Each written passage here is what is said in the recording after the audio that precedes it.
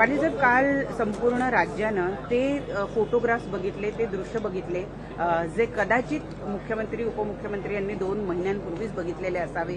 अख्खा महाराष्ट्र रडतोय संतोष देशमुख यांची ज्या निर्घृणपणे हत्या करण्यात आलेली आहे ते फोटोग्राफ्स बघून. आपली काय प्रतिक्रिया आहे या संपूर्ण प्रकरणात? मला वाटतं ही सगळी माहिती गृह खातं म्हणून सन्मान्य मुख्यमंत्री मोदयांना असायला हवी होती अशी आमची धारणा आहे. कारण की ज्यावेळी राज्यामध्ये एखादी घटना होती त्यावेळी किमान इन्व्हेस्टिगेशन ऑफिसर जे गृहमंत्र्यांना ब्रीफ करतात त्यातले पुरावे काय आहेत, हा विषय एवढा राज्यभर या ठिकाणी महत्त्वाचा होता. चार्जशीट ज्यावेळी फाईल झाली त्यावेळी कदाचित सुद्धा ही माहिती वरिष्ठांनी दिली होती का नाही मुख्यमंत्री महोदयांना याची आम्हाला कल्पना नाही. परंतु काल ज्यावेळी जे फोटो व्हायरल झाल्यानंतर तमाम महाराष्ट्र हळहळला, आम्ही या ठिकाणी हळहळलो की या दुर्दैवी मृत्यूला जबाबदार असणाऱ्यांना शासन कधी होणार असा प्रश्न महाराष्ट्रातली जनता विचारते.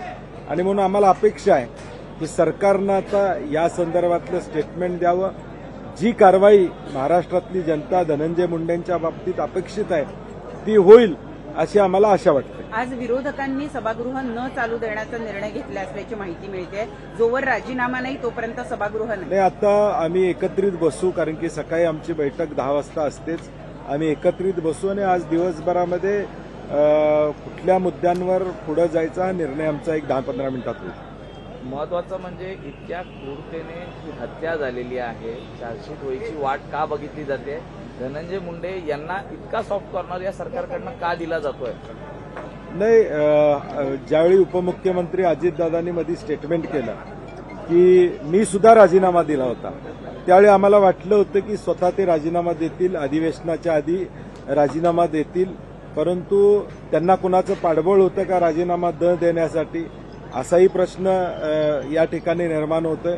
आणि म्हणून मला वाटतं हे सगळं सत्य, मग आता हे सत्य ज्यावेळी काल बाहेर आलं, सोशल मीडियावर हे फोटो व्हायरल ज्यावेळी झाले तोपर्यंत गृह खात्याला याची कल्पना नव्हती का, याची तीव्रता नव्हती का, असे अनेक प्रश्न उपस्थित होत आहेत.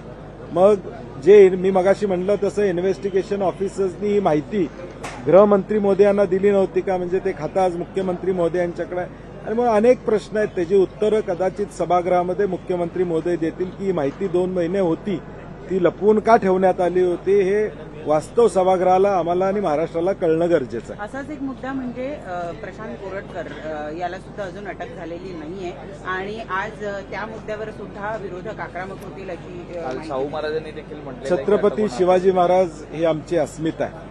आज त्यांच्यामधील आक्षेपार्ह वक्तव्य करणाऱ्यांना अजून अभय या राज्यामध्ये मिळते हे दुर्दैव आहे. त्यांना अगदी जामीन मिळण्यापर्यंत अटक न होऊ देण्याचं षडयंत्र काय आहे? आणि म्हणून छत्रपती शिवाजी महाराजांचं नाव एका बाजूला घ्यायचं आणि दुसऱ्या बाजूला मात्र त्यांचा अवमान करणाऱ्याला कुठलंही शासन द्यायचं नाही. श्रीमंत छत्रपती शाहू महाराजांनी देखील काल सांगितलेलं आहे की त्यांना अटक करावी. आमची अपेक्षा आहे की त्यांना अटक झाली पाहिजे आणि कायद्याच्या चौकटीत त्यांच्यावर कारवाई झाली पाहिजे. लोकशाही मराठी ऐका, पहा, जागरूक रहा.